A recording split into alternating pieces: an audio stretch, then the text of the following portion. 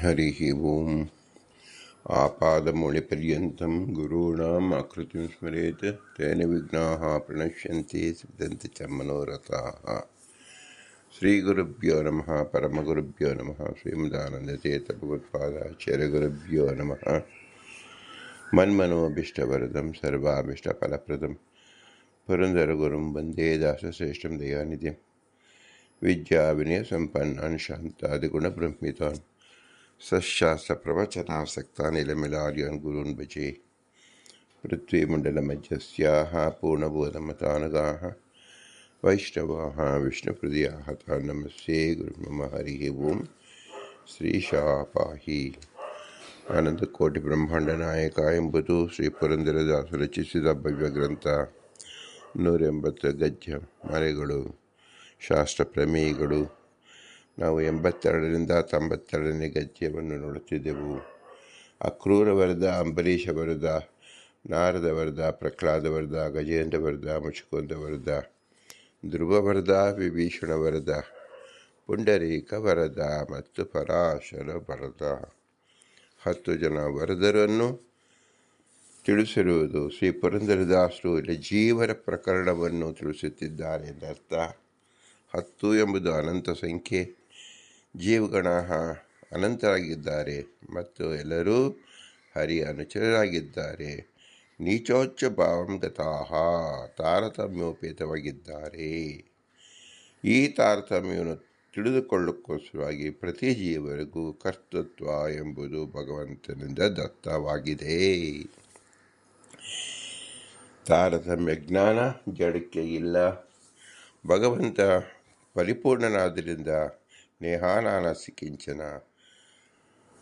ಜೀವರಿಗೆ ಮಾತ್ರ ದುಃಖಿಗಳಾಗಿದ್ದು ಅವರಲ್ಲಿ ನೀಚ, ಮಧ್ಯಮ, ಅಧಮ ಎಂಬತಕ್ಕಂಥ ತಾರತಮ್ಯ ಭಾವನೆ, ಯೋಗ್ಯತಾ, ಅನಾದಿ ಕಾಮಕರ್ಮ ಮತ್ತು ಪ್ರಯತ್ನ ಇವೆಲ್ಲವೂ ಸಹ ಪ್ರತ್ಯೇಕವಾಗಿ ಇರುವುದರಿಂದ ಜೀವನದಲ್ಲಿ ಮಾತ್ರ ನಾವು ತಾರತಮ್ಯವನ್ನು ಚೆನ್ನಾಗಿ ತಿಳಿದುಕೊಳ್ಳಬೇಕು. ತಾರತಮ್ಯ ಜ್ಞಾನವಿಲ್ಲದೆ ಮೋಕ್ಷವಿಲ್ಲ. ನಚಾನ್ಯತಾ ಮುಕ್ತಿ ನಚಾನ್ಯತಾ ಎಂಬುದು ಸ್ಪಷ್ಟವಾದ ವಾಕ್ಯ. ಶ್ರೀಮದಾನಂದತೀರ್ಥರು ಮಹಾಭಾರತ ತಾತ್ಪರ್ಯ ನಿರ್ಣಯದಲ್ಲಿ ತಿಳಿಸಿದ್ದಾರೆ. ಈ ಕರ್ತೃತ್ವವನ್ನು ನಾವು ಹಿಂದೆ ಶ್ರೀಮದ್ ವ್ಯಾಸರಾಜ ತೀರ್ಥರು ತಿಳಿಸಿರತಕ್ಕಂಥ ತಾತ್ಪರ್ಯ ಚಂದ್ರಿಕಾ ಅನುಸಂಧಾನದಲ್ಲಿ ತಿಳಿದೆವು. ಈಗ ಮುಂದಿನ ಭಾಗವನ್ನು ನೋಡೋಣ. ತಾತ್ಪರ್ಯ ಚಂದ್ರಿಕಾದಲ್ಲಿ ಶ್ರೀಮದ್ ವ್ಯಾಸರಾಜ ತೀರ್ಥರು ಯಚ್ಚೋಕ್ತಂ ಉಭಯಾಭ್ಯಂ ಕರ್ತಃ ವಿಜ್ಞಾನಾತ್ಮ ಪುರುಷಃ ಇಚ್ಛಾದೇಹೇ ಕರ್ತೃತ್ವ ಪ್ರತಿಪಾದಕತೆಯ ಯಜೇತ ಇಚ್ಛಾದಿ ವಿಧಿ ನಿಷೇಧ ರೂಪಸ್ಯ ಚ ಶಾಸ್ತ್ರಸ್ಯಾರ್ಥವತ್ವಾತ್. ಅದ್ವೈತಿಗಳು ಹಾಗೂ ವಿಶಿಷ್ಟಾದ್ವೈತಿಗಳು ಅಧಿಕರಣ ರಚನೆಯನ್ನು ಹೀಗೆ ಮಾಡಿದ್ದಾರೆ. ಕರ್ತ ಶಾಸ್ತ್ರಾರ್ಥವತ್ವಾತ್ ಎಂಬ ಸೂತ್ರ ವ್ಯಾಖ್ಯಾನ ಹೀಗಿದೆ. ಕರ್ತ ವಿಜ್ಞಾನಾತ್ಮ ಪುರುಷಃ ಎಂಬ ಶ್ರುತಿಯು ಸ್ಪಷ್ಟವಾಗಿ ಕರ್ತೃತ್ವವು ಜೀವನಿಗೆ ಇದೆ ಎಂದು ಹೇಳುತ್ತಿದೆ. ಯಜೇತ ಯಜ್ಞಕಾಮಃ ಇದೇ ಮೊದಲಾದ ವಿಧಿ ನಿಷೇಧ ರೂಪವಾದ ಶಾಸ್ತ್ರಗಳು ಜೀವನಿಗೆ ಕರ್ತೃತ್ವವನ್ನು ಒಪ್ಪಿದರೆ ಮಾತ್ರ ಸಾರ್ಥಕವಾಗುತ್ತದೆ. ಆದ್ದರಿಂದ ಜೀವನಿಗೆ ಕರ್ತೃತ್ವವನ್ನು ಒಪ್ಪಬೇಕು. ಸ್ವೇ ಶರೀರೆ ಯಥಾಕಾಮಂ ಪರಿವರ್ತತೆ ಇತಿ ವಿಹಾರ ಉಪದೇಶಾತ್ ಪ್ರಾಣಾನ್ ಗೃಹೀತ್ವಾ ಇತ್ ಉಪಾದಾನಾತ್ ವಿಜ್ಞಾನಂ ಯಜ್ಞಂ ತನುತಾ ಇತಿ ಕ್ರಿಯಾಯಾಂ ಕರ್ತೃತ್ವೇನ ಉಪದೇಶಾಚ್ಛ ಜೀವಃ ಕರ್ತ. ವಿಹಾರ ಉಪದೇಶಾತ್ ಎಂಬುದು 2ನೇ ಸೂತ್ರ. ತನ್ನ ಶರೀರದಲ್ಲಿ ಜೀವನು ಯಥೇಚ್ಛವಾಗಿ ವಿಹಾರ ಮಾಡುತ್ತಾನೆ ಎಂಬುದು ಇದರ ಅರ್ಥ. ಪ್ರಾಣಾನ್ ಗೃಹೀತ್ವ ಇಂದ್ರಿಯಗಳನ್ನು ಸ್ವೀಕರಿಸಿ ಸಂಚಾರ ಮಾಡಬೇಕೆಂದರೆ ಅವನಲ್ಲಿ ಕರ್ತೃತ್ವವನ್ನು ಒಪ್ಪಲೇಬೇಕು. ಮತ್ತು ವಿಜ್ಞಾನಂ ಯಜ್ಞಂ ತನುತಃ ಎಂಬಲ್ಲಿ ಕ್ರಿಯೆಯಲ್ಲಿ ಕರ್ತೃತ್ವದ ಉಪದೇಶ ಇರುವುದರಿಂದಲೂ ಜೀವನು ಕರ್ತೃವಾಗುತ್ತಾನೆ. ಅತ್ರ ಚ ವಿಜ್ಞಾನ ಶಬ್ದಸ್ಯ ಬುದ್ಧಿರುಪರತ್ವೇ ತದೇತೇಷಾಂ ಪ್ರಾಣಾನಾಂ ವಿಜ್ಞಾನೇನ ಇತಿ ಶ್ರುತ್ಯಂತರ ಇವ ಕರ್ತೃತ್ವ ವಿಪರೀತ ಕರಣತ್ವೇನ ನಿರ್ದೇಶ ಸ್ಯಾದಿತಿ ಕರ್ತಃ ಇತ್ಯಾದಿ ಸೂತ್ರ ಚತುಷ್ಟಯಾರ್ಥ ಇತಿ. ಯಜ್ಞಕರಣ ರೂಪವಾದ ಕ್ರಿಯೆಯಲ್ಲಿ ಜೀವನಿಗೆ ಕರ್ತೃತ್ವದ ವ್ಯಪದೇಶ ಇರುವುದರಿಂದ ಜೀವನೇ ಕರ್ತೃವಾಗಿದ್ದಾನೆ ಎಂದು ಹೇಳಿದಂತಾಯಿತು. ಇಲ್ಲಿ ವಿಜ್ಞಾನ ಶಬ್ದಕ್ಕೆ ಜೀವ ಎಂಬ ಅರ್ಥವನ್ನೇ ಹೇಗೆ ಮಾಡುತ್ತೀರಿ?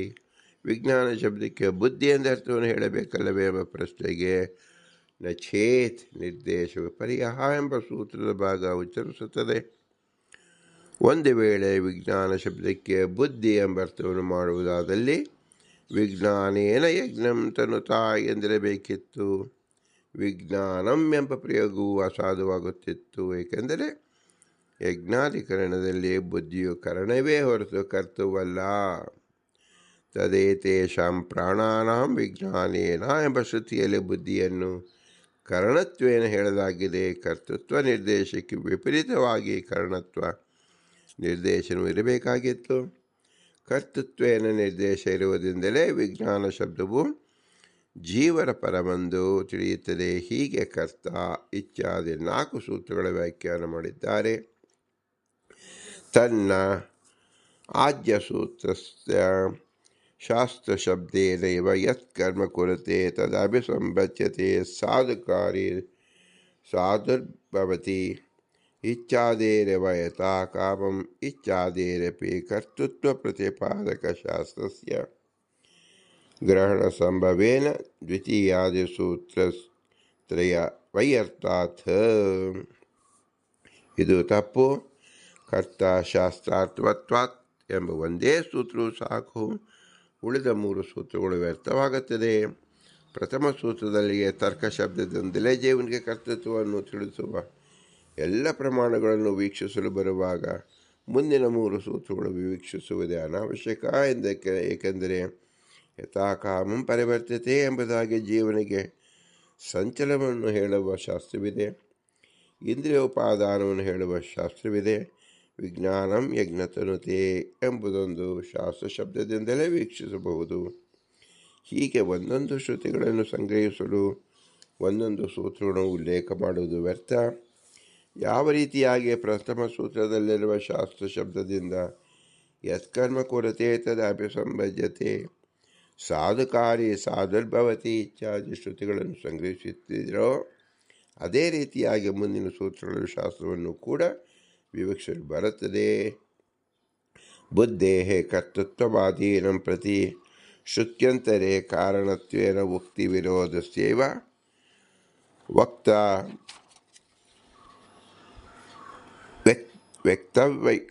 ವಕ್ತವ್ಯತ್ವೇನ ವಿಜ್ಞಾನಂ ಇತಿ ಶ್ರುತೋ ಬುದ್ಧಯುಕ್ತೌ ಕರ್ತೃತ್ವ ವಿಪರೀತ ಕರಣತ್ವೋಕ್ತಿ ಸ್ಯಾದಿತ್ಯಾಪಾದನಸ್ಯ ಆಸಂಗತಿಶ್ಚ.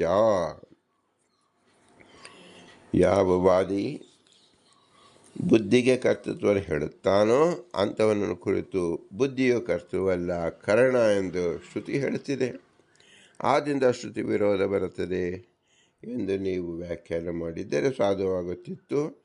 ಇದನ್ನು ಬಿಟ್ಟು ಮೊದಲೇ ಬುದ್ಧಿಗೆ ಕರ್ತೃತ್ವವನ್ನು ಹೇಳುವ ಸಾಂಖ್ಯನನ್ನು ಕುರಿತು ಒಂದು ವೇಳೆ ವಿಜ್ಞಾನ ಶಬ್ದದಿಂದ ಕಾರಣತ್ವವನ್ನು ಹೇಳಬೇಕಾಗಿತ್ತು ಎಂದು ಆಪಾದನೆ ಮಾಡಿದರೆ ಇದು ಹಾಸ್ಯಾಸ್ಪದವಾಗುತ್ತದೆ. ಏಕೆಂದರೆ ಅವನು ಬುದ್ಧಿಗೆ ಕರ್ತೃತ್ವವನ್ನು ಅವನು ಒಪ್ಪುತ್ತಿದ್ದಾನೆ. ಅಂಥವನನ್ನು ಕುರಿತು ಕಾರಣತ್ವ ಬರಬೇಕಾದಿತ್ತು ಎಂದು ಆಪಾದನೆ ಮಾಡುವುದು ತಪ್ಪಾಗುತ್ತದೆ. ಆದ್ದರಿಂದ ಯಾರು ಬುದ್ಧಿಗೆ ಕರ್ತೃತ್ವವನ್ನು ಹೇಳುತ್ತಾನೋ ಅವನಿಗೆ ಶ್ರುತ್ಯಂತರದಲ್ಲಿ ಕಾರಣತ್ವೋಕ್ತಿ ವಿರೋಧವನ್ನೇ ಹೇಳಬೇಕು. ವಿಜ್ಞಾನ ಎಂಬ ಶ್ರುತಿಯಲ್ಲಿ ಕರ್ತೃತ್ವ ವಿಪರೀತವಾದ ಕಾರಣತ್ವೋಕ್ತಿಯು ಬರಬೇಕಾದಿತ್ತೆಂದು ಆಪಾದನೆ ಮಾಡುವುದು ಅಸಂಗತವೆನಿಸುತ್ತದೆ. ಯಚ್ಚೋಕ್ತಂ ಪರೈಃ ಜೀವಃ ಕರ್ತ ಚೇನ್ನಿಯಮೇನ ಸುಖೀ ಸ್ಯಾತ್ ಇತ್ಯಾದಿ ಶಂಕಾ ನಿರಾಸಾರ್ಥಂ ಉಪಲಬ್ಧಿವತೋ ಇತಿ ಸೂತ್ರಮಿತಿ. ಅದ್ವೈತಿಗಳು ಉಪಲಬ್ಧಿ ಅಧಿನಿಯಮ ಎಂಬ ಸೂತ್ರಕ್ಕೆ ಹೀಗೆ ವ್ಯಾಖ್ಯಾನ ಮಾಡಿದ್ದಾರೆ. ಜೀವನ ಕರ್ತೃವಾದರೆ ನೀವೇನ ಸುಖವುಳ್ಳವನಾಗಬೇಕಾಗುತ್ತದೆಯೇ? ಈ ಶಂಕೆಯನ್ನು ನಿರಾಕರಣೆ ಮಾಡುವುದಕ್ಕಾಗಿ ಉಪಲಬ್ಧ ಅಧಿನಿಯಮ ಎಂಬ ಸೂತ್ರ ಹೊರಟಿದೆ. ಅನಿಯಮೇನ ನಿಯಮೇನ ಸುಖವೇ ಬರುತ್ತದೆ ಎಂದು ಹೇಳಲಾಗುವುದು. ಜ್ಞಾನದಲ್ಲಿ ಹೇಗೆ ನಿಯಮ ಇಲ್ಲವೋ ಅದರಂತೆ ಸುಖದಲ್ಲೂ ಕೂಡ ನಿಯಮವಿಲ್ಲ, ದುಃಖವೂ ಕೂಡ ಬರುತ್ತದೆ ಎಂದರ್ಥ. ತನ್ನ ಕ್ರಿಯಾವಿಶೇಷ ಮಾತ್ರಸ್ಯ ನಿಯತ ಸುಖ ಪ್ರಾಸಂಗಿಕತ್ವಾತ್ ತತ್ಪ್ರಾಸಂಗಿಕಸ್ಯ ಚ ಸ್ವಾತಂತ್ರ್ಯಭಾವೇಪಿ ಸಾಂಖ್ಯಾನ ಅಭಿಮತ ಕ್ರಿಯಾವೇಶ ಅನುರೋಧೇನ ಶಂಕಾ ಅನುದಯಾತ್. ಇದು ತಪ್ಪು. ಕರ್ತೃತ್ವ ಇದ್ದ ಮಾತ್ರಕ್ಕೆ ಸುಖಗೊಳ್ಳಬೇಕಾದೀತು ಎಂಬ ಆಪತ್ತಿಯೇ ತಪ್ಪು. ಕರ್ತೃತ್ವ ಅಂದರೆ ಕ್ರಿಯಾವೇಶ ಎಂದರ್ಥ. ಕ್ರಿಯಾವೇಶವು ನಿಯತ ಸುಖಕ್ಕೆ ಆಪಾದಕವೇ ಅಲ್ಲ. ಒಂದು ವೇಳೆ ಜೀವನ ಸ್ವತಂತ್ರನಾಗಿದ್ದಲ್ಲಿ ನಿತ್ಯ ಸುಖವುಳ್ಳನಾಗಬೇಕಾದಿತ್ತು ಎಂದು ಆಪತ್ತಿ ಮಾಡುವುದು ಸಮಂಜಸವಾಗುತ್ತದೆ. ಹೀಗೆ ನಿತ್ಯ ಸುಖಕ್ಕೆ ಪ್ರಾಸಂಗಿಕವಾದದ್ದು ಸ್ವಾತಂತ್ರ್ಯವೇ ಹೊರತು ಕರ್ತೃತ್ವವಲ್ಲ. ಯಚ್ಚ ಉಕ್ತಂ ಕರಣಶಕ್ತಿಯುಕ್ತಿಯ ಬುದ್ಧೇಃ ಕರ್ತೃತ್ವೇ ಕರಣಕಾರಕಶಕ್ತಿ ವಿಪರೀತ ಕರ್ತೃಕಾರಣಶಕ್ತಿ ಸ್ಯಾದಿತಿ ಶಕ್ತಿ ಇದು ಸೂತ್ರಾರ್ಥಮಿತಿ. ಶಕ್ತಿ ವಿಪರ್ಯಾತ ಎಂಬುದಕ್ಕೆ ಅದ್ವೈತಗಳ ವ್ಯಾಖ್ಯಾನ ಹೀಗಿದೆ: ಬುದ್ಧಿಯು ಕರ್ಣಶಕ್ತಿಯುಳ್ಳದಾಗಿದೆ. ಇಂಥ ಬುದ್ಧಿಗೆ ಕರ್ತೃತ್ವವನ್ನು ಹೇಳಿದರೆ ಕರ್ಣಕಾರಕ ಶಕ್ತಿಗಳು ವಿಪರೀತವಾಗುತ್ತದೆ. ಆಗ ಕರ್ತೃಕಾರಕ ಶಕ್ತಿ ಬುದ್ಧಿಗೆ ಬರುತ್ತದೆ ಎಂದು ಹೇಳಿದಂತಾಗುತ್ತದೆ. ಹೀಗೆ ಶಕ್ತಿ ವಿಪರ್ಯಾತ್ ಎಂಬ ಸೂತ್ರಕ್ಕೆ ವ್ಯಾಖ್ಯಾನ ಮಾಡುತ್ತಾರೆ. ತನ್ನ ಕಾರಕ ಶಕ್ತಿ ವಾಚಿ ವಿಭಕ್ತಿ ವಿಪರ್ಯಾಪದೇನ ನಚೇ ನಿರ್ದೇಶ ಇತ್ಯನೇನ ಅಸ್ಯ ಆರ್ಥಿಕ ಪುನರುಕ್ತೇಃ ಸಾಂಖ್ಯಾಮತೆ ಬುದ್ಧೇಃ ಕರ್ತೃತ್ವೇಪಿ ತತ್ವನಂತರಸ್ಯ ಮನಸಃ ಕರಣತ್ವಂ ಸಂಭವತ್ವೇನ ಇಷ್ಟಾಪತ್ತೇಃ. ಇದು ತಪ್ಪು. ವ್ಯಪದೇಶಶ್ಚ ಕ್ರಿಯಾಯಾಮ್ ಎಂಬ ಸೂತ್ರದಿಂದಲೇ ವಿಷಯ ತಿಳಿಯುವುದರಿಂದ ಪುನರುಕ್ತಿ ದೋಷ ಬರುತ್ತದೆ. ವಿಜ್ಞಾನಂ ಯಜ್ಞಂ ತನುತೆ ಎಂಬುದಾಗಿ ವಿಜ್ಞಾನ ಶಬ್ದದಿಂದ ಜೀವನಿಗೆ ಕರ್ತೃತ್ವವನ್ನು ಅಲ್ಲಿಯೇ ಹೇಳಿದ್ದಾಗಿದೆ. ವಿಜ್ಞಾನ ಶಬ್ದಕ್ಕೆ ಬುದ್ಧಿ ಎಂದ ಅರ್ಥವಲ್ಲ. ಬುದ್ಧಿ ಎಂಬ ಅರ್ಥವನ್ನು ವೀಕ್ಷಿಸಿದಲ್ಲಿ ವಿಜ್ಞಾನೇನ ಎಂದು ಹೇಳಬೇಕಾಗಿತ್ತು. ಹೀಗೆ ಆ ಸೂತ್ರವನ್ನು ಅರ್ಥ ಹೇಳಿರುವರೆ. ಪ್ರಕೃತ ಬುದ್ಧಿಗೆ ಕರ್ತೃತ್ವವನ್ನು ಹೇಳಿದರೆ ಕರ್ಣಶಕ್ತಿಗೆ ವಿಪರೀತವಾದ ಕರ್ತೃತ್ವ ಶಕ್ತಿಯೇ ಬರಬೇಕಾದೀತು ಎಂಬ ಅರ್ಥವನ್ನು ಹೇಳಿದರೆ ಅದೇ ಅರ್ಥವನ್ನೇ ಹೇಳಿದಂತಾಯಿತು. ಅಲ್ಲಿ ಶಬ್ದದಲ್ಲಿ ಹೇಳಿದ್ದನ್ನೇ ಇಲ್ಲಿ ಪ್ರಮೇಯದಿಂದ ಹೇಳಿದಂತಾಯಿತು. ಮತ್ತು ಸಾಂಖ್ಯರನ್ನು ಕುರಿತು ಬುದ್ಧಿಯು ಕರ್ತೃವಾದ ಕರಣವೇ ಇಲ್ಲವೆಂದು ಆಕ್ಷೇಪ ಮಾಡಲು ನಿಮ್ಮಿಂದ ಸಾಧ್ಯವಿಲ್ಲ. ಏಕೆಂದರೆ ಸಾಂಖ್ಯರು ಬುದ್ಧಿಯನ್ನು ಕರ್ತು ಎಂದು ಒಪ್ಪಿದರೂ ಕೂಡ ಮನಸ್ಸು ಕರ್ಣವೆಂದು ಒಪ್ಪಿದ್ದಾರೆ. ಇವರ ಸಿದ್ಧಾಂತದಲ್ಲಿ ಬುದ್ಧಿಯೇ ಬೇರೆ, ಮನಸ್ಸೇ ಬೇರೆಯಾಗಿದೆ. ಆದ್ದರಿಂದ ನಿಮ್ಮ ಆಪಾದನೆಗೆ ಸಾಂಖ್ಯನು ಇಷ್ಟಾಪತ್ತಿ ಎಂದು ಉತ್ತರಿಸುತ್ತಾನೆ. ಯಚೋಕ್ತಂ ಜೀವ ಸಾಕರ್ತಕತ್ವೇ ನಿಧಿಧ್ಯಾಸನಾದಿ ರೂಪ ಸಮಾಧೇಃ ಅಪಿ ಅಭಾವಃ ಸ್ಯಾದಿತಿ ಸಮಾಧಿಃ ಇತಿ ಸೂತ್ರಾರ್ಥ ಇತಿ. ಸಮಾಧ್ಯಾಭಾವಾಚ್ಛಮ ಸೂತ್ರಕ್ಕೆ ಅದ್ವೈತಗಳು ವ್ಯಾಖ್ಯಾನ ಮಾಡಿದ್ದಾರೆ. ಜೀವನಿಗೆ ಕರ್ತೃತ್ವ ಇಲ್ಲದೆ ಹೋದರೆ ನಿಧಿಧ್ಯಾಸನವೇ ಅಯುಕ್ತವಾದೀತು ಎಂಬುದು ಈ ಸೂತ್ರದ ಅರ್ಥ. ಆಗ ಶ್ರೋತವ್ಯೋ ಮಂತವ್ಯೋ ನಿಧಿಧ್ಯಾಸವೆಂಬ ವಿಧಿಯೇ ವ್ಯರ್ಥವಾಗಬೇಕಾದೀತು. ತನ್ನ ಯಾಗಾದಿ ವಿಧಿಶಾಸ್ತ್ರಸ್ಯೇವ ಸಮಾಧಿ ವಿಧಿಶಾಸ್ತ್ರಸ್ಯಾಪಿ ಇತ್ಯಾದ್ಯಂ ಸೂತ್ರಸ್ಯ ಶಾಸ್ತ್ರಶಬ್ದೇನೈವ ಗ್ರಹಣಂ ಸಂಭವೇನ ಸ್ಯವಯ್ಯರ್ಥಾತ್. ಹೀಗೆ ವ್ಯಾಖ್ಯಾನ ಮಾಡುವುದಾದರೆ ಈ ಸೂತ್ರಗಳು ಹೊರಟಿರುವುದೇ ಬೇಡ. ಯಾಕಂದರೆ ಕರ್ತ ಶಾಸ್ತ್ರಾರ್ಥವತ್ವಾತ್ ಎಂಬ ಮೊದಲನೇ ಸೂತ್ರದಿಂದಲೇ ಈ ಪ್ರಮೇಯ ಸಿದ್ಧವಾಗಿದೆ. ಕರ್ತ ಶಾಸ್ತ್ರಾರ್ಥವತ್ವಾತ್ ಎಂಬ ಸೂತ್ರದಲ್ಲಿ ಶಾಸ್ತ್ರ ಶಬ್ದದಿಂದ ವಿಧಿ ನಿಷೇಧವತ್ವ ರೂಪವಾದ ಶಾಸ್ತ್ರವನ್ನು ಹೇಗೆ ವಿವಕ್ಷಿಸಲಾಗಿದೆಯೋ ಅದರಂತೆ ಶ್ರೋತವ್ಯೋ ಮಂತವ್ಯೋ ನಿಧಿಧ್ಯಾಸಿತವ್ಯ ಎಂಬ ವಾಕ್ಯವನ್ನು ಕೂಡ ಅದೇ ಶಾಸ್ತ್ರ ಶಬ್ದದಿಂದ ವಿವಕ್ಷಿಸಲು ಬರುತ್ತದೆ.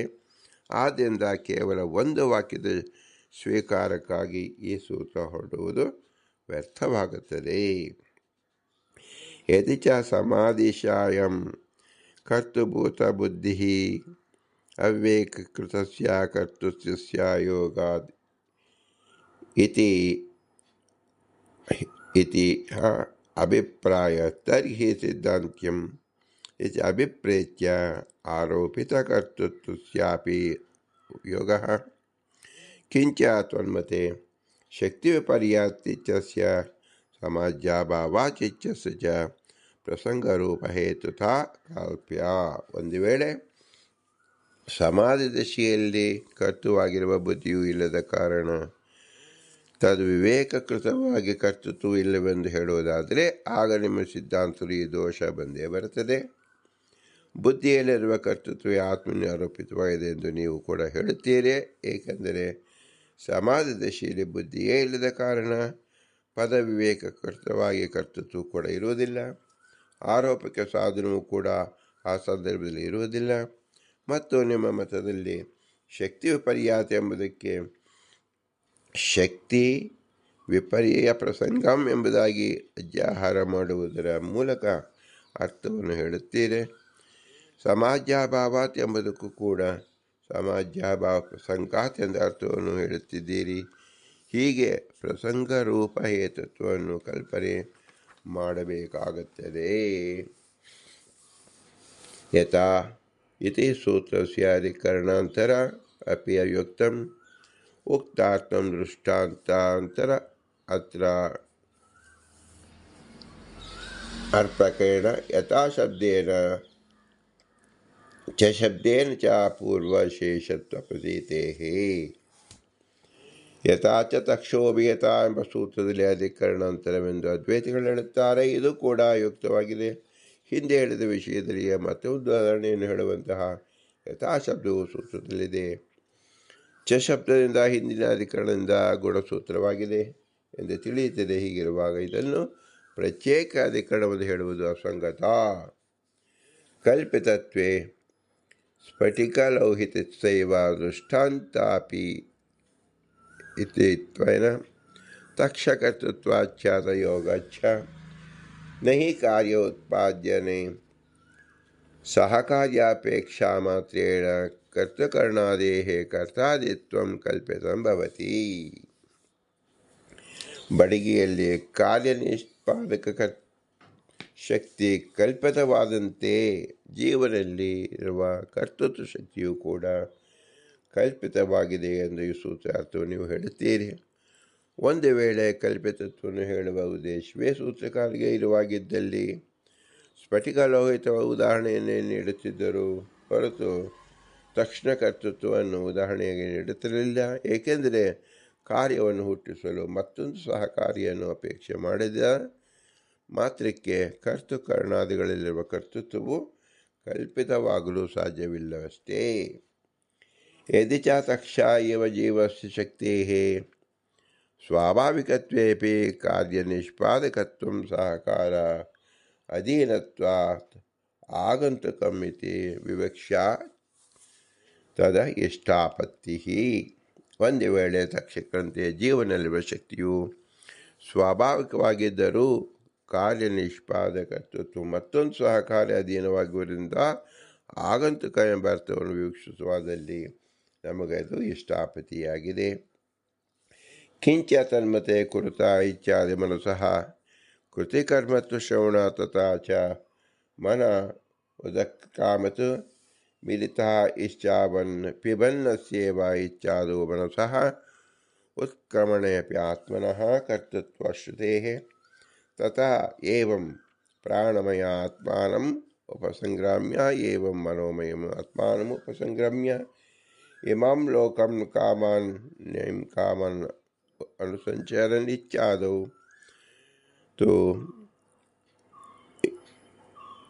ಇಂದ್ರಿತ್ ಇತ್ಯಾದಿ ರೀತ್ಯ ಪ್ರಾಣಮಯಾದಿ ಇತ್ಯಾಗೇಪಿ ಸಂಚರಣಕರ್ತೃತ್ವ ಶ್ರವಣಾತ್ ತಥಾ ಸ ತದಾ ಮನಸಾ ಮನಸ್ಯ ಇತಿ ಯನ್ಮನಸಾ ನ ಮನೋತೆ ಯಚ್ಚಕ್ಷುಷಿನ ಪಶ್ಯತಿ ಮನಸಾ ವಾ ಅಗ್ರೇ ಸಂಕಲ್ಪಮಿತಿ ಅಯಂ ವಾಚಾ ವ್ಯವಹರತಿ ಇಚ್ಛಾ ಶ್ರುತಿ ಶರೀರ ವಾಗ್ ಮನೋ अभिप्रायकर्म प्रारंभते नरः इत्यादिस्मृतौ च मनसः कारणत्वोक्तेः तथा मनसोऽन्तःकरणत्वप्रसिद्धेः तथा सुप्तो तु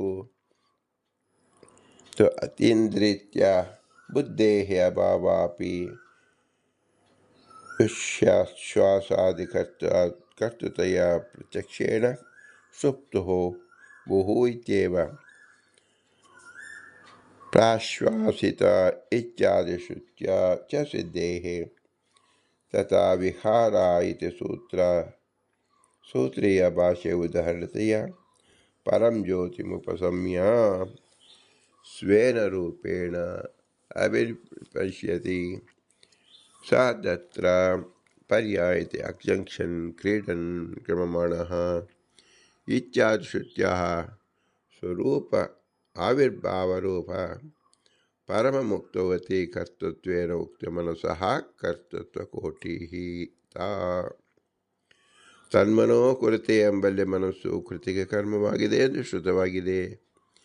ಹೀಗೆ ಮನಸ್ಸಿಗೆ ಕರ್ಮತ್ವ ಶ್ರುತವಾಗಿರುವುದರಿಂದ ಕರ್ತೃತ್ವವು ಹೇಳಬಾರದು. ಅದಂತೆ ಮನಃ ಉದಕ್ರಾಮಾತ್ ಮಿಲಿತ ಇವ ಅಷ್ಟನ್ ಪಿಬನ್ನಸ್ಯೇವ ಎಂಬಲ್ಲಿ ಮನಸ್ಸು ತೆರೆದ ಅನಂತರ ಆತ್ಮನಿಗೆ ಕರ್ತೃತ್ವ ಶ್ರುತವಾಗಿದೆ. ಆದ್ದರಿಂದಲೂ ಮನಸ್ಸಿಗೆ ಕರ್ತೃತ್ವವನ್ನು ಹೇಳಬಾರದು. ಇದರಂತೆ ಏತಂ ಪ್ರಾಣಾಮಯಾತ್ಮಾನಮುಪಸಂಕ್ರಮ್ಯ ಏತಂ ಮನೋಮಯಾತ್ಮಾನಮುಪಸಂಕ್ರಮ್ಯ ಇಮಾಂ ಲೋಕಂ ಕಾಮನಿಕಾಮರೂಪ್ಯಂ ಸಂಚರಮ್ಯ ಶ್ರುತಿಗೆ ವ್ಯಾಖ್ಯಾನ ಮಾಡುವಾಗ ನಿನ್ನ ಪ್ರಕಾರ ಅನ್ನಮಯ ಶಬ್ದವು ದೇಹಪರವಾಗಿದೆ, ಪ್ರಾಣಮಯಾದ ಶಬ್ದಗಳು ಕೋಶಪರವಾಗಿದೆ ಎಂದು ಹೇಳಲಾಗಿದೆ. ಇಲ್ಲಿ ಪ್ರಾಣಮಯಾದಿಗಳು ಬಿಟ್ಟ ಮೇಲೂ ಕೂಡ ಕಾಮನಿಕಾಮ ರೂಪ ಸಂಚರನ್ ಎಂಬುದಾಗಿ ಆತ್ಮನಿಗೆ ಸಂಚರಣ ಕರ್ತೃತ್ವವನ್ನು ಹೇಳಲಾಗಿದೆ.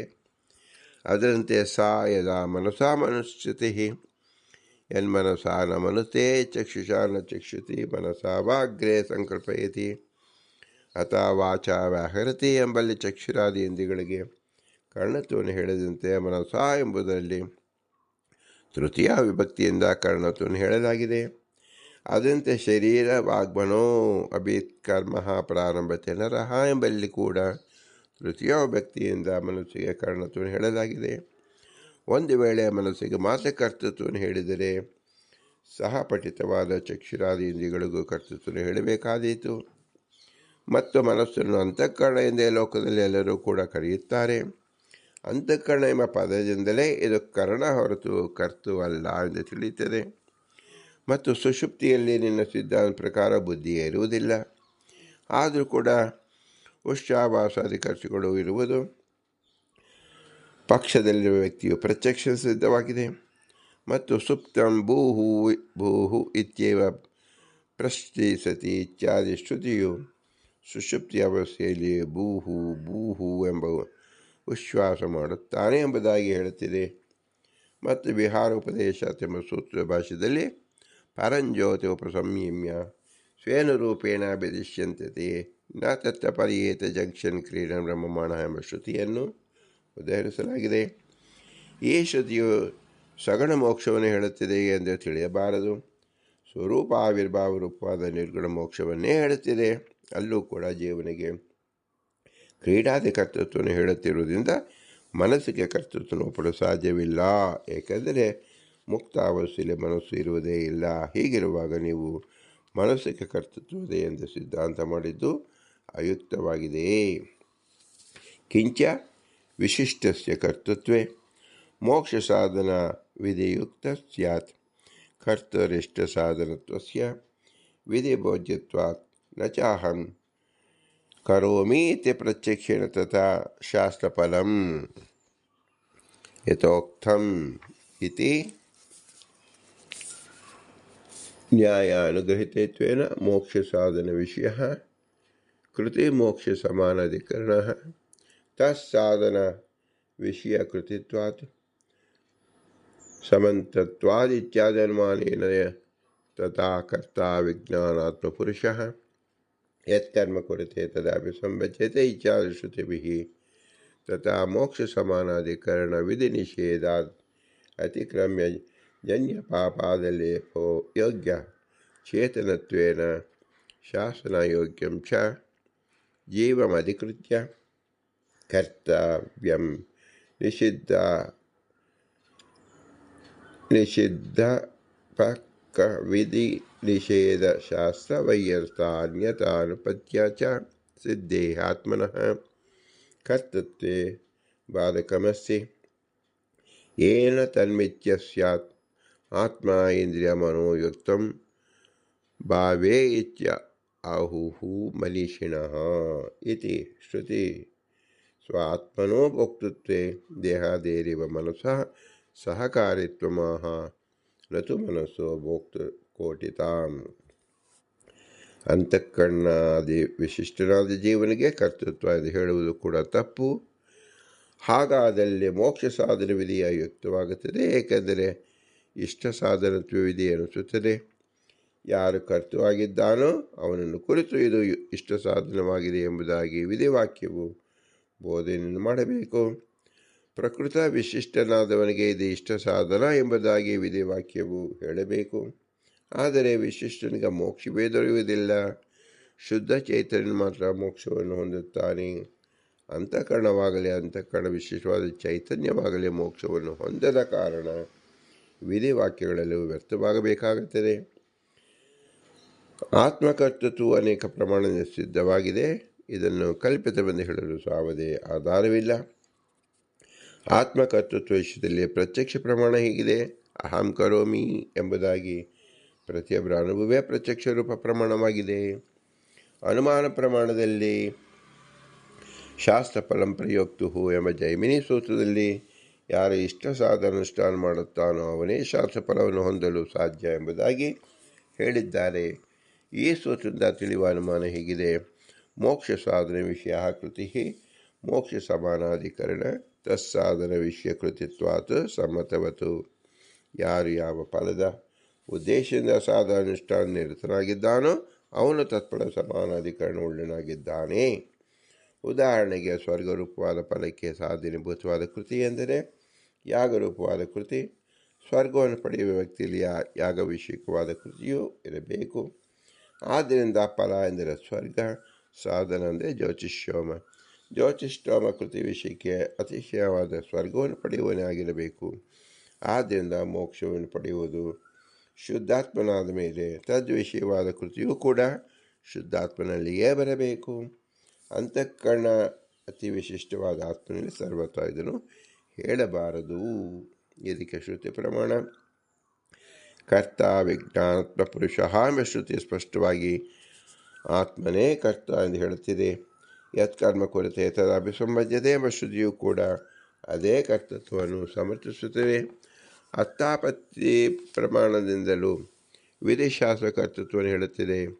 ನಿಷೇಧಶಾಸ್ತ್ರವು ನಿಷಿದ್ಧವಾದುದನ್ನು ಹೇಳುತ್ತದೆ. ಜೀವನನ್ನು ಕುರಿತು ವಿಧಿ ನಿಷೇಧಗಳನ್ನು ಶಾಸ್ತ್ರವು ಹೇಳುತ್ತಿದೆಯೇ ಹೊರತು ಮನಸ್ಸನ್ನು ಕುರಿತು ಅಲ್ಲ. ಏಕೆಂದರೆ ಜೀವನು ಚೇತನತ್ವೇನ ಶಾಸ್ತ್ರ ಯೋಗ್ಯನಾಗಿದ್ದಾನೆ. ಇಂತಹ ಶಾಸ್ತ್ರಕ್ಕೆ ವೈಯರ್ಥವು ಬರಬಾರದೆಂದರೆ ಜೀವನಕ್ಕೆ ಕರ್ತೃತ್ವವನ್ನು ಹೇಳಬೇಕು.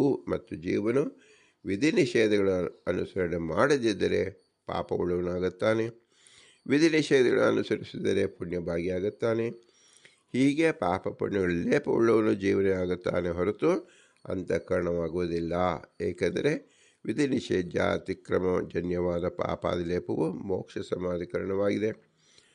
ಪುಣ್ಯ ಪಾಪಾದಿಗಳ ಲೇಪವೇ ಬಂಧ ಎನಿಸುತ್ತದೆ.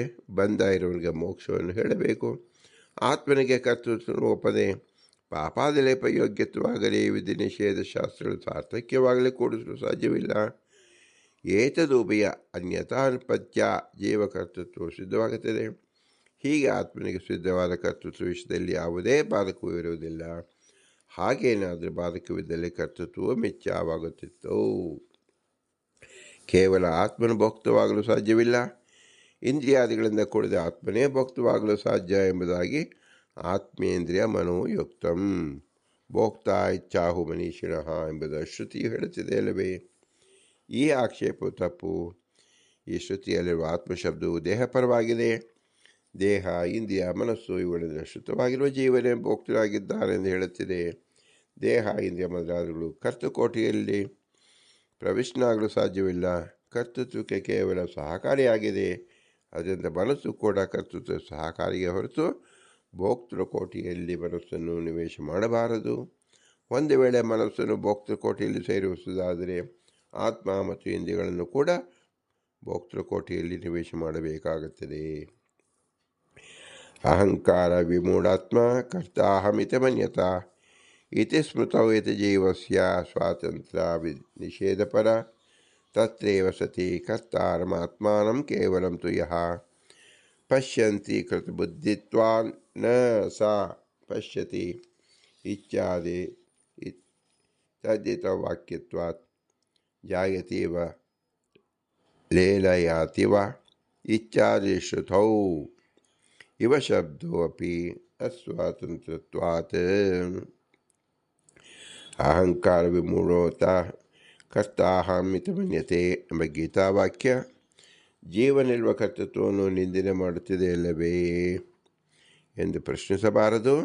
ಸ್ವತಂತ್ರ ಕರ್ತೃತ್ವವನ್ನಷ್ಟೇ ಈ ವಾಕ್ಯ ನಿಷೇಧ ಮಾಡುತ್ತಿದೆ, ಅಸ್ವತಂತ್ರ ಕರ್ತೃತ್ವ ನಿಷೇಧ ಮಾಡುತ್ತಿಲ್ಲ. ಏಕೆಂದರೆ ತತ್ರ ಏವಂ ಸತಿ ಕರ್ತಾರಂ ಆತ್ಮಾನಂ ಕೇವಲಂ ತು ಯಃ ಪಶ್ಯಂತಿ ಇತ್ಯಕೃತ ಬುದ್ಧಿತ್ವಾತ್ ಸ ನ ಪಶ್ಯತೆ ಎಂಬುದಾಗಿ ಅದೇ ಗೀತಾವಾಕ್ಯದ ಮುಂದಿನ ಭಾಗದಲ್ಲಿ ಕೇವಲ ಕರ್ತೃತ್ವವನ್ನು ಸ್ಪಷ್ಟವಾಗಿ ನಿಷೇಧ ಮಾಡುತ್ತಿದೆ. ಈಶ್ವರ ತತ್ವಾಭಿಮಾನಿ ದೇವತೆಗಳು ಕಾಲ ಪ್ರಕೃತಿ ಇವುಗಳೆಲ್ಲ ಸೇರಿ ಕಾರ್ಯವನ್ನು ಮಾಡಿಸಿರುವಾಗ ನಾನೊಬ್ಬನೇ ಕಾರ್ಯವನ್ನು ಮಾಡಿದನು ಎಂದು ತಿಳಿಯುವನು ಮೂರ್ಖನಾಗಿದ್ದಾನೆ ಎಂದು ವಾಕ್ಯ ಹೇಳುತ್ತಿದೆ ಹೊರತು ಕರ್ತೃತ್ವವನ್ನೇ ನಿಷೇಧ ಮಾಡಲು ಈ ವಾಕ್ಯ ಹೊರಟಿಲ್ಲ. ಜಾಯತೀವ ಲೇಲಾಯತೀವ ಎಂಬ ಚಾಂದೋಗ್ಯ ಮಾತಿನಲ್ಲೂ ಕೂಡ ಜ್ಞಾನವನ್ನು ಮಾಡುವನಂತೆ ಇದ್ದಾನೆ ಎಂಬುದಾಗಿ ಕರ್ತೃತ್ವವನ್ನು ನಿಷೇಧ ಮಾಡಲಾಗಿದೆಯೇ ಎಂದು ಪ್ರಶ್ನಿಸಬಾರದು. ಇಲ್ಲಿರುವ ಯುವ ಶಬ್ದಕ್ಕೆ ಸ್ವತಂತ್ರವಾಗಿ ಧ್ಯಾನ ಮಾಡಲಾರ ಎಂದಷ್ಟೇ ಅರ್ಥ. ಹೀಗೆ ಯುವ ಶಬ್ದವು ಅಸ್ವಾತಂತ್ರ್ಯವನ್ನಷ್ಟೇ ನಿಷೇಧ ಮಾಡುತ್ತಿದೆ ಹೊರತು ಕರ್ತೃತ್ವ ನಿಷೇಧ ಮಾಡುತ್ತಿಲ್ಲ. ಕಿಂಚ ವಿಶಿಷ್ಟಸ್ಯ ಎಂಬ ವಾಕ್ಯದಿಂದ ಪ್ರಾರಂಭ ಮಾಡಿ ಭೋಕ್ತೃಕೋಟಿತಾಂ ಎಂಬ ವಾಕ್ಯದ ತನಕ ಹಾಗೂ ಕೃತ್ಯಾಶ್ರಯತ್ವೇ ಎಂಬುದರ ಪ್ರಾರಂಭ ಮಾಡಿ ತಥಾ ಕೃತಿರಪಿ ಇತ್ಯುಕ್ತಂ ಎಂಬ ವಾಕ್ಯದ ತನಕ ಇದನ್ನು ರಾಯರ ವ್ಯಾಖ್ಯಾನ ಮಾಡಲಿಲ್ಲ. ಅದರ ವಿಷಯವನ್ನು ಸಾರಸ್ಯರಿಂದ ಇಲ್ಲಿ ಅನುವಾದ ಮಾಡಲಾಗಿದೆ.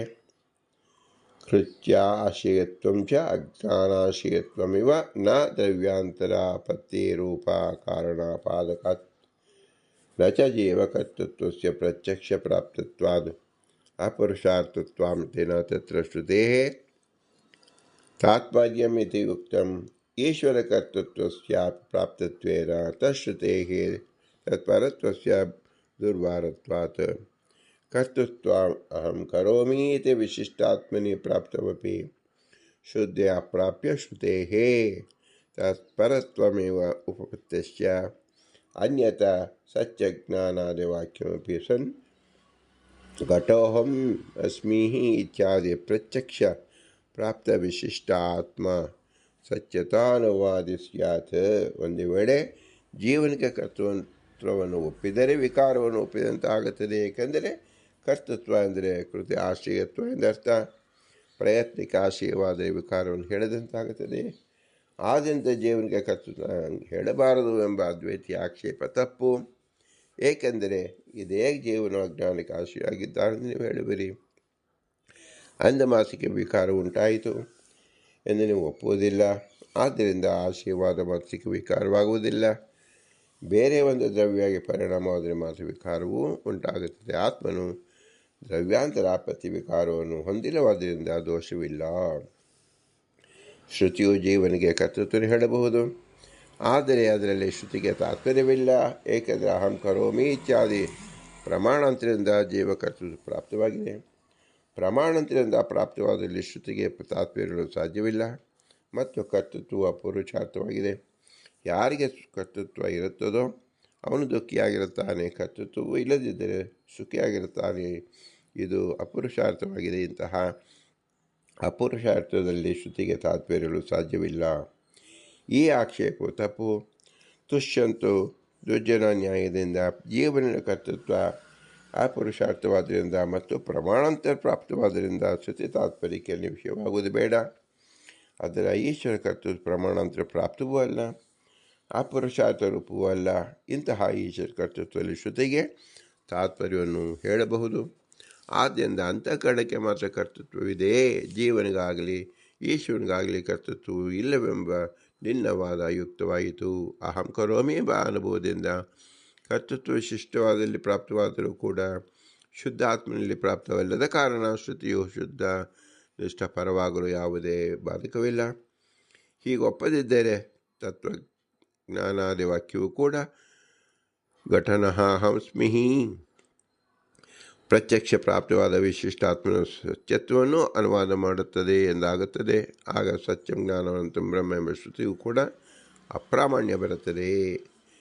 ಕಿಂಚ ಯತ್ರ ಪ್ರಮಾಣೇನ ನಿಷೇಧಂ ಅನುವಾದ ತತ್ರ ಅನುವಾದಸ್ಯ ಸ್ವಾತ್ಮಭಾವ್ಯೇಪಿ ಯತ್ರ ಅನ್ಯ ವಿದ್ವತ್ ಸಾ ತತ್ರ ತಸ್ಯ ಸತ್ವಾಮೇವ ಅನ್ಯತಾ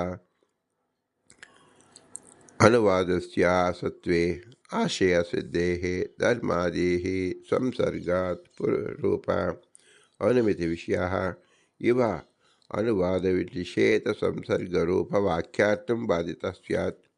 ನ ಹಿ ರೂಪಂ ದಕ್ಷಿಣಂ ನ ಸುರಂ ಪವೇತೆ ಇತ್ಯಾದಿ ಶಾಸ್ತ್ರೇಷು ಇವ ಆರೋಪಿತ ರೂಪಾದೈಃ ಅರ್ಧಿಃ.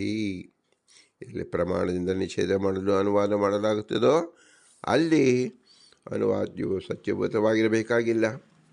ಆದರೆ ಮತ್ತೊಂದನ್ನು ವಿಧಾನ ಮಾಡಲು ಯಾವುದನ್ನು ಅನುವಾದ ಮಾಡಲಾಗುತ್ತದೋ ಅದಕ್ಕೆ ಸತ್ಯತೆ ಇರಲೇಬೇಕು. ಹೀಗೊಪ್ಪದಿದ್ದರೆ ಅನುವಾದವು ಅಸತ್ವವೆಂದು ಒಪ್ಪಿದಲ್ಲಿ ಆಶಯ ಸಿದ್ಧ ದೋಷ ಬರುತ್ತದೆ.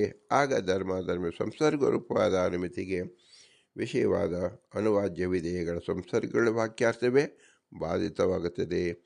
ರೋಪ್ಯಂ ದಕ್ಷಿಣ, ಬೆಳ್ಳಿಯನ್ನು ದಕ್ಷಿಣೆಯನ್ನಾಗಿ ನೀಡಬೇಕು. ನ ಸುರಂ ಪಬೇತ, ಸುರಿಯನ್ನು ಕುಡಿಯಬಾರದು ಇತ್ಯಾದಿ ವಾಕ್ಯಗಳು ನೋಡಿದಾಗ ಆರೋಪಿತವಾದ ರೂಪ ಜ್ಞಾನವಾಗಲಿ ಆರೋಪವಾದ ಸುರಿಯ ಜ್ಞಾನವಾಗಲಿ ಬರುವುದಿಲ್ಲ ಅಷ್ಟೇ. ಆದ್ದರಿಂದ ಪ್ರಮಾಣಾಂತರ ಪ್ರಾಪ್ತವಾದನ್ನು ಶ್ರುತಿಯು ಅನುವಾದ ಮಾಡುತ್ತಿದೆ ಎಂದ ಮಾತ್ರಕ್ಕೆ ಅನುವಾದ್ಯವಾದ ಜೀವಕರ್ತೃತ್ವ ಆರೋಪವನ್ನು ಹೇಳಬಾರದು. ಪ್ರತ್ಯಕ್ಷ ಪ್ರಾಪ್ತವಾದ ಜೀವಕರ್ತೃತ್ವವನ್ನು ಶ್ರುತಿಯು ಅನುವಾದ ಮಾಡಿ ಹೆಚ್ಚಿನ ವಿಷಯವನ್ನು ವಿಧಾನ ಮಾಡುತ್ತದೆ ಅಂತ ತಿಳಿಯಬೇಕು. ಕರ್ತೃತ್ವಸ್ಯ ಕ್ಲೇಶ ಸಂಬಂಧೇ ಚ ಅಶಕ್ಯ ವಿಷಯ ತತ್ರಂ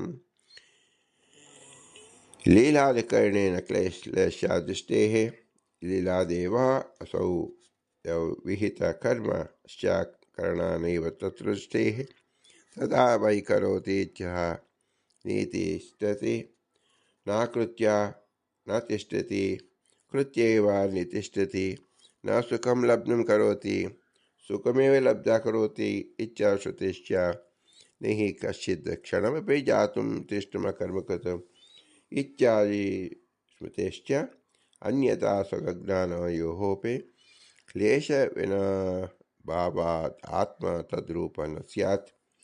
ಯಥಾ ಚ ಸುಪ್ತೌ ಕ್ಲೇಶಾಭಾವೋಪಿ ಜ್ಞಾನಾದಿ ತಥಾ ಕೃತಿರೂಪ ಇತ್ಯಾದಿಯುಕ್ತಂ. ಹೀಗೆ ಹಿಂದೆ ಅದ್ವೈತ ಕರ್ತೃತ್ವವಿದ್ದರೆ ಕ್ಲೇಶವಾಗುತ್ತದೆ, ಆದ್ದರಿಂದ ಅಪುರುಷಾರ್ಥವೆಂದು ಹೇಳಿದ್ದನು. ಅದು ಕೂಡ ಯುಕ್ತವಾಗಿದೆ. ಕರ್ತೃತ್ವ ಪ್ರಯುಕ್ತವಾಗಿ ಕ್ಲೇಶ ಸಂಬಂಧವಿರುವುದಿಲ್ಲ.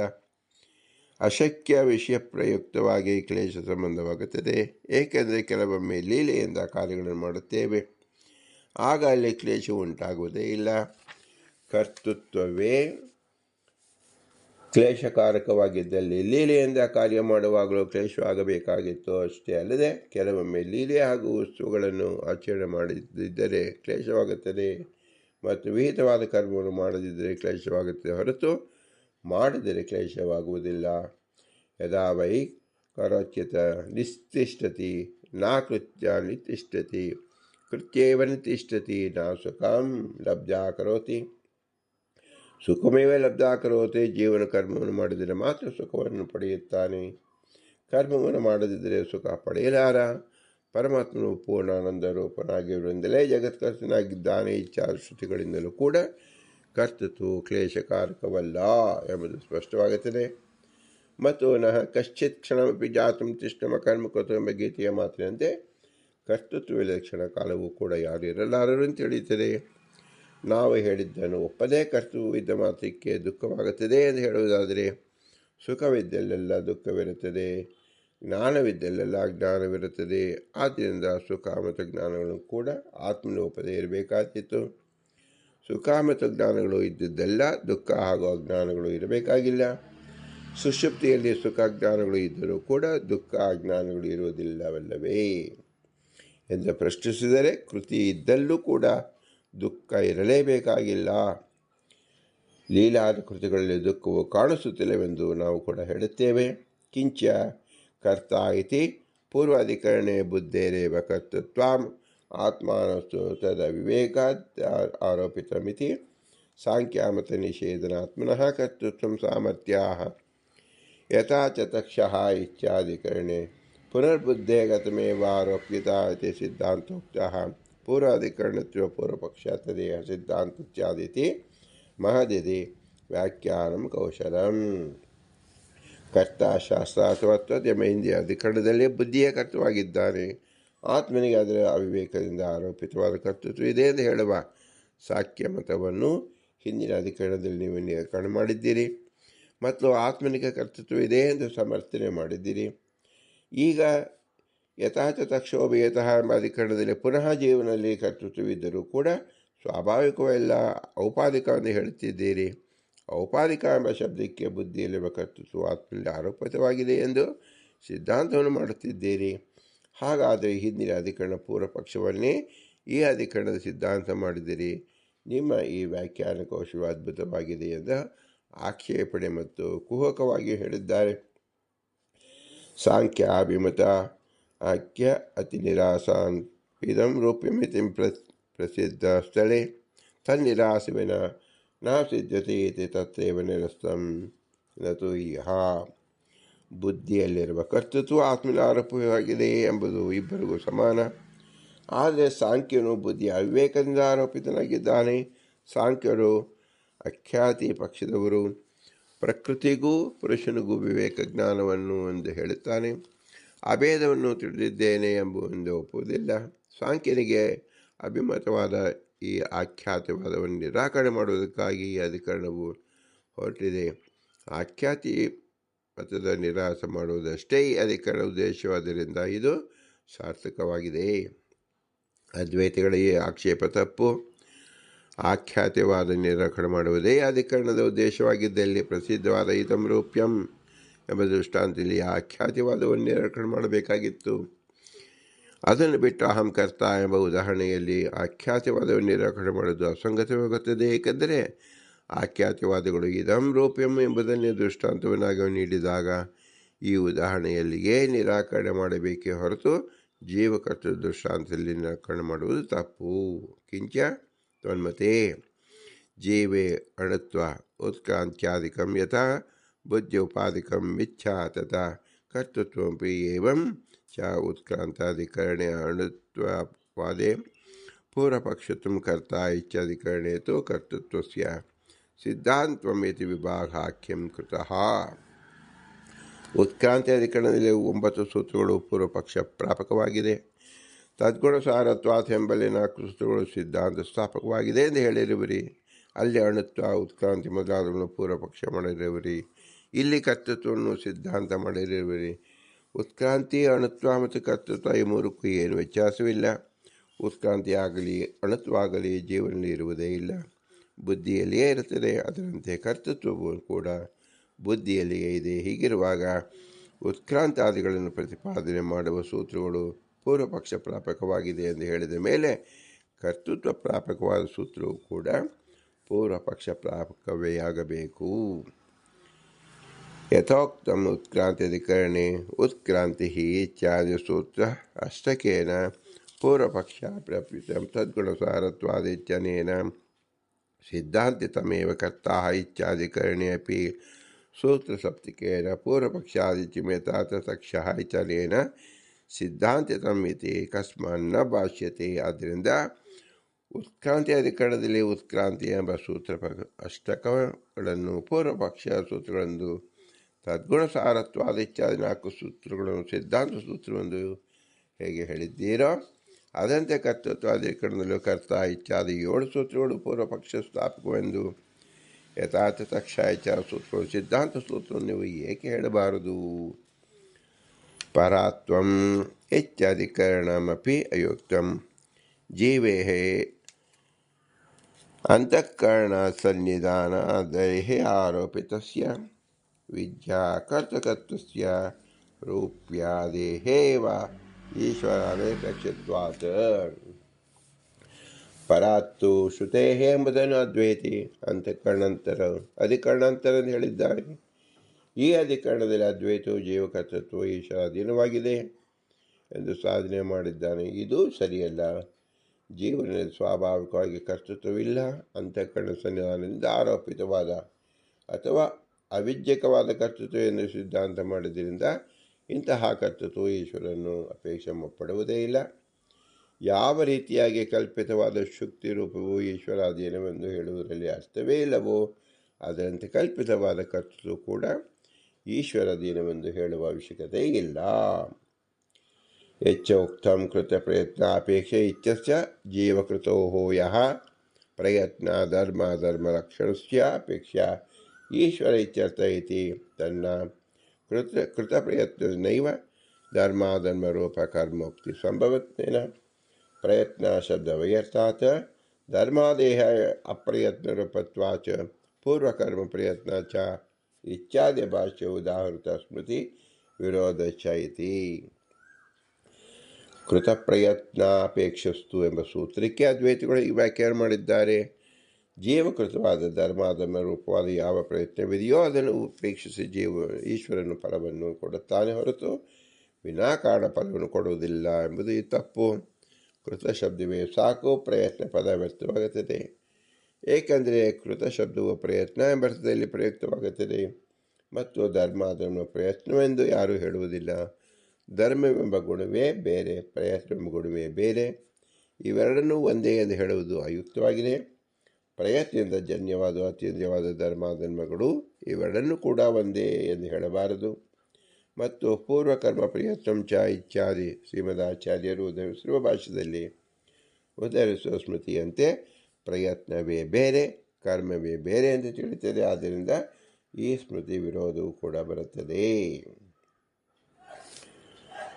ಸೂತ್ರಾರ್ಥಾಪಿ ಅನುಜ್ಯ ನಿರಾಹ ಯಚ್ಚೋಕ್ತಂ ಉಭಾಶ್ಮಿತಿ ಯದ್ಯಪಿ ಅಥ ಸೂತ್ರಾಣಂ ಕರ್ಮಸಂಖ್ಯೆ ಅಸ್ಮನ್ಮತೆ ಪರಮತೆ ಅಪಿ ಅವಿಶಿಷ್ಟಃ ಮತಾಂತರೇ ತು ನೈವಂ ವಿಹಾರೋಪದೇಶಾತ್ ಉಪಾದಾನ ಇತ್ಯ ಅನಿಯೋಃ ಉಪಾದಾನದ್ವಿಹಾರೋಪದೇಶಶ್ಚ ಇತ್ಯ ಏಕಯೋಃ ಉಪಕ್ರಮ್ಯ ಇತ್ಯಾಸಯೋರು ಉಪಗಮಾತ್ ತಥಾಪಿ ಸೂತ್ರಾಣಮರ್ಥಸ್ಯ ಮತದ್ವಯೇಪಿ ಅನತಿಭೇದೇನ ಉಭಾಭ್ಯಾಂ ಇತ್ಯುಕ್ತಂ. ಸೂತ್ರಾರ್ಥವನ್ನು ಮಾಡಿ ನಿರಾಕರಣೆ ಮಾಡಲು ಯಚ್ಚೋಕ್ತಂ ಉಭಾಭ್ಯಾಂ ಎಂಬ ಇತ್ಯಾದಿ ಗ್ರಂಥ ಹೊರಟಿದೆ.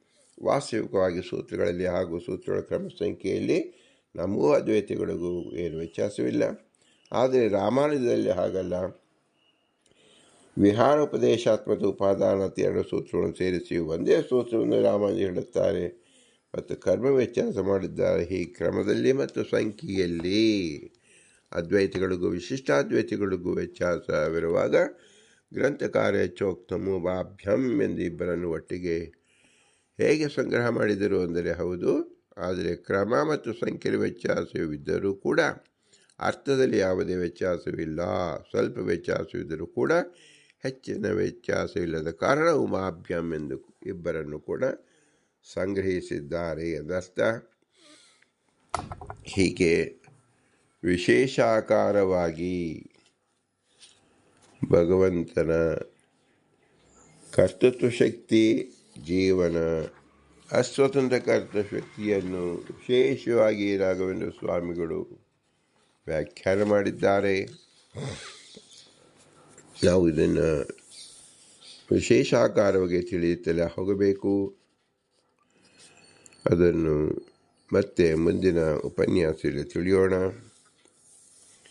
ಅತಿ ಮಹತ್ವವಾದ ವಿಷಯವಾಗಿರುವುದರಿಂದ ನಮ್ಮ ಮತಕ್ಕೂ ಮತ್ತು ಪರಮತಕ್ಕೂ ಅಸ್ವತಂತ್ರ ಕರ್ತೃತ್ವದಲ್ಲಿ ಹೇಗೆ ಭಿನ್ನಾಭಿಪ್ರಾಯ ಬಂದಿದೆ ಎಂಬುದನ್ನು ನಾವು ಅತಿ ಸ್ಪಷ್ಟವಾಗಿ ತಿಳಿದುಕೊಂಡಾಗ ನಮಗೆ ಹೆಚ್ಚಿನ ಪ್ರಯೋಜನಕಾರಿಯಾಗುತ್ತದೆ. ಆದ್ದರಿಂದ ಶ್ರೀ ಪುರಂದರದಾಸರು 10 ಜನ ವರದರನ್ನು ತೋರಿಸಿದ್ದಾರೆ.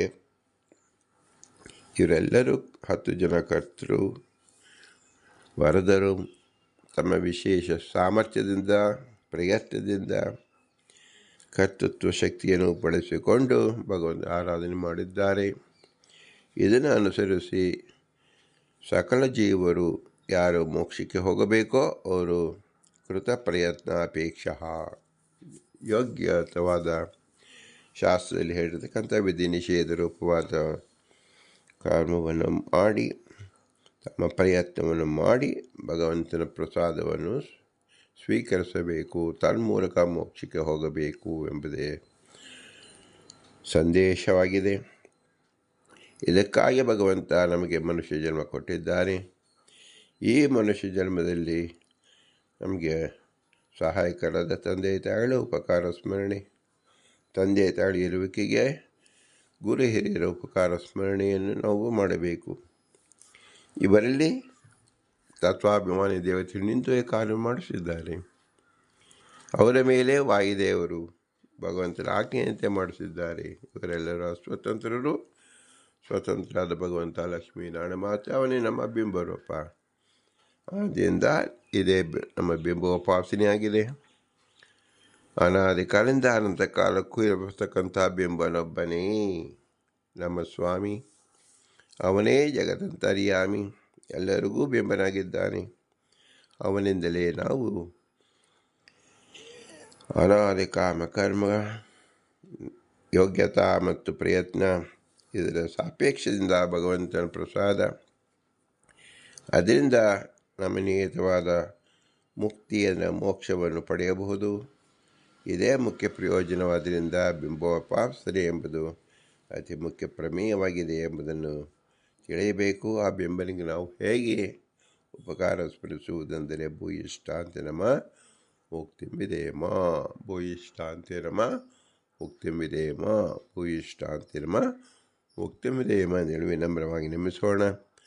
ಭಾರತೀಯರ ಮುಖ್ಯ ಪ್ರಾಣ ಅಂತ ಶ್ರೀಕೃಷ್ಣಾರ್ಪಣ. ಹರಿಗೆ ಓಂ, ಹರಿಗೆ ಓಂ, ಹರಿಗೆ ಓಂ.